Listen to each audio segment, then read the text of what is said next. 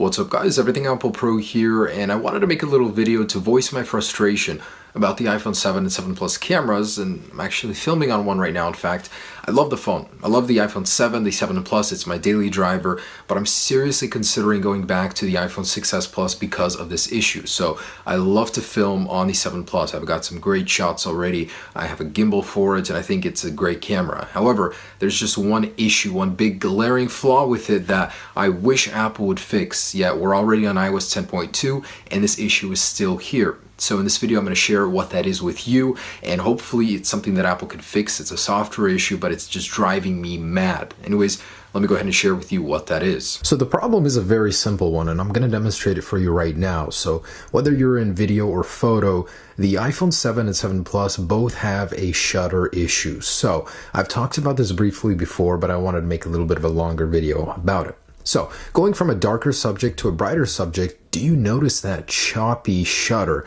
It doesn't smooth into the bright light. It just boom, boom, boom, boom, like and then it stutters into that bright light adjusting to it. The way it's most apparent is with higher motion, but even when you're doing it slow, you still notice that gradient being applied to the video. Not smoothly, just in pieces, and that is awful. That is not how shutter should work when you're recording video, when you're in photo.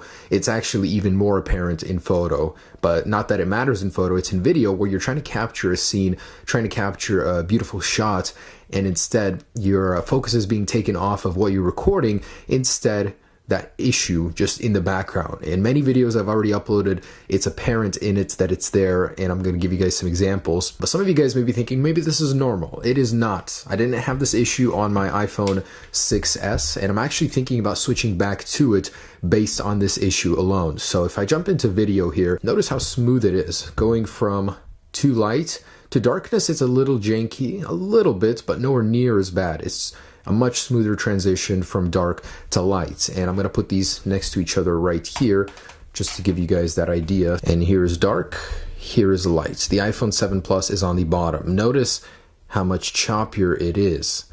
Now the iPhone 6 Plus is definitely not the smoothest, but it certainly doesn't chop as bad as the iPhone 7 Plus. And if you guys really want to know what it should look like, I'm going to bring out the Google Pixel. I'm not trying to shill this guy on you, but man, it's a fantastic camera for a phone. Looking at a dark subject, moving to light, and back. Look how smooth the Pixel is up top. It is much better. You're not noticing that chop right there.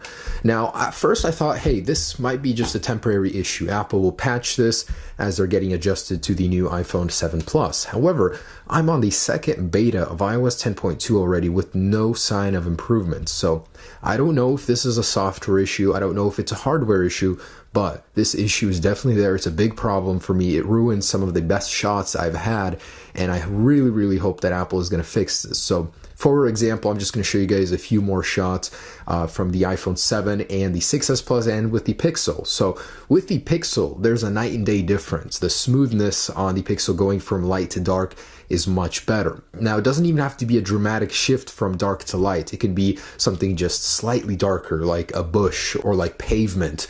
But as long as there is a shift in color, in brightness, you will notice that chop on the iPhone 7 Plus. So I want to hear it from you guys. Is this an issue for you? Because for me, I've already recorded several scenes, and it's just frustrating when you've put so much effort into trying to get that perfect shot, and the iPhone camera itself is the one to ruin it. I can get the issue with the stabilization battle between gimbal and the iPhone. Yes, I can fix that, but this is not easy to fix. So between the 6s Plus and the iPhone 7 Plus, it's definitely still there present in the 6s Plus when going from light to dark, but not vice versa. So it's much better on the older phones.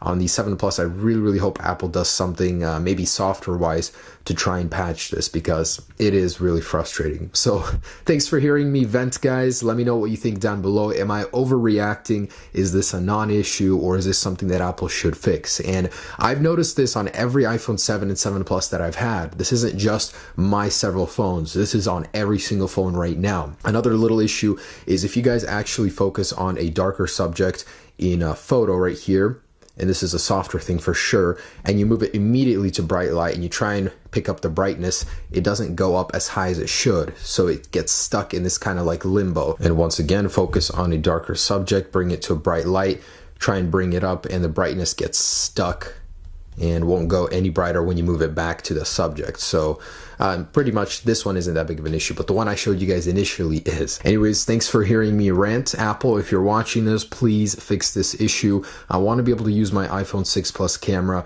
without any worry of this shutter bug. Have a great day. Peace.